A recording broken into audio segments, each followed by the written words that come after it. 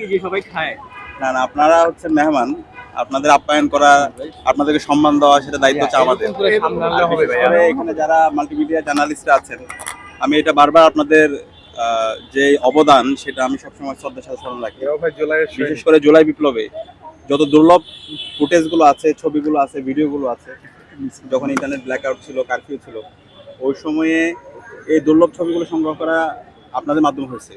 এবং 15 জুলাই যখন ঢাকা বিশ্ববিদ্যালয়ের ছাত্রলীগ সন্ত্রাসীরা হামলা করছিল আমাদের এই 71 হলের সামনে, এরপরে হলো আপনার হচ্ছে মুজিব হলের সামনে এবং জসীমউদ্দৌলা হলের মাঠে, ওই দুর্লভ যে ভিডিওগুলো ছিল সবগুলো আপনার সংগ্রহ করছেন।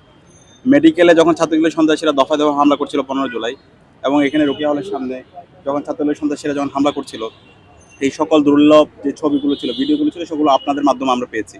তো পুরো জুলাই বিপ্লব জুড়ে এই যে আবু সাঈদের যে ছবিগুলো, ভিডিওগুলো আমরা দেখতে পাই, এটা কিন্তু মাল্টিমিডিয়া জার্নালিস্ট সংগ্রহ করেছে। তো আপনাদেরকে যেভাবে রাষ্ট্রের পক্ষ থেকে আপনাদের প্রতি কৃতজ্ঞতা স্বীকার করা দরকার, আপনাদের ঋণ যেভাবে শোধ করা দরকার, সেটা কিন্তু আমরা করতে ব্যর্থ হয়েছি। তো সেই জায়গা থেকে ঢাকা বিশ্ববিদ্যালয় কেন্দ্রীয় ছাত্র সংসদের পক্ষ থেকে এবং ছাত্র সমাজের পক্ষ থেকে আমরা আপনাদের কথা দিচ্ছি, আপনাদের পাশে আমরা আছি ইনশাল্লাহ।